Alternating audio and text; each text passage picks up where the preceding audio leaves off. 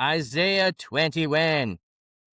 This is the oracle about the wilderness by the sea. Like strong winds blowing in the south, one invades from the wilderness, from the land that is feared. I have received a distressing message. The deceiver deceives, the destroyer destroys. Attack, you Elamites! Lay siege, you Medes! I will put an end to all the groaning. For this reason my stomach churns, cramps overwhelm me, like the contractions of a woman in labor. I am disturbed by what I hear, horrified by what I see. My heart palpitates. I shake in fear. The twilight I desired has brought me terror. Arrange the table, lay out the carpet, eat and drink. Get up, you officers. Smear oil on the shields. For this is what the Lord of Heaven's armies told me. Go post a guard. He must report what he sees. When he sees chariots, teams of horses, riders on donkeys, riders on camels, he must be alert, very alert. Then the guard cries out, "O watchtower, O Lord, I stand all day at my post. I am stationed every night. Look what's coming, a charioteer, a team of horses." When questioned, he replies, "Babylon has fallen. Fallen. All the idols of her gods lie shattered on the ground. Oh, my downtrodden people, crushed like stalks of the threshing floor. What I have heard from the Lord of Heaven's armies, the God of Israel, I have reported to you. This is the oracle about Duma. Someone calls to me from Seir. Watchman, what is left of the night? Watchman, what is left of the night?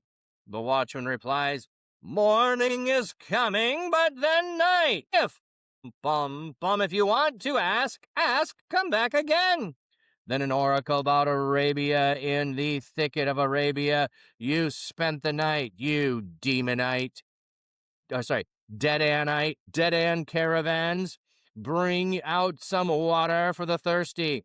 You who live in the land of Tema, bring some food for the fugitives, for they flee from the sword, and from the drawn sword, and from the battle-ready bow, and from the severity of battle. This is what the Lord has told me. Within exactly 1 year, all the splendor of Kedar will come to an end. Just a handful of archers and warriors of Kedar will be left. Indeed, the Lord of Heaven's armies has spoken. Okay, so oracle about the wilderness by the sea. What do we have here in the footnote? The phrase is quite cryptic, at least to the modern reader. Verse 9 seems to indicate the message pertains to Babylon, southern Mesopotamia, also known as Sealand in the ancient times because of the proximity to the Persian Gulf. Perhaps a reference to Babylon as the wilderness foreshadows the destruction that would overtake its city, it likely an uninhabited wilderness. Oh, making it like an uninhabited wilderness. Okay.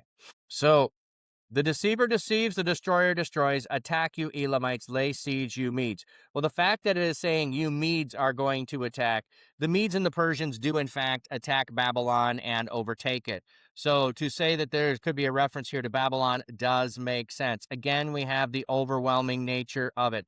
Stomach churning, cramps overtaking you, like a woman in contractions. Why do they use that reference? Because a woman who is in labor, heavy labor, is not able to get up and flee. Okay, she's not able to do that. So you're going to be overwhelmed. You cannot escape. I am disturbed about what I hear. I am horrified. The heart palpitates. I shake in fear. The twilight I desired has become my terror.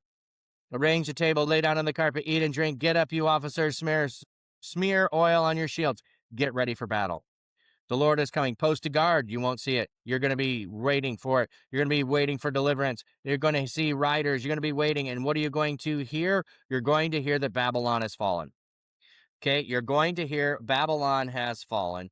All the idols of her gods lie shattered on the ground. My downtrodden people crushed like a stalk on the threshing floor.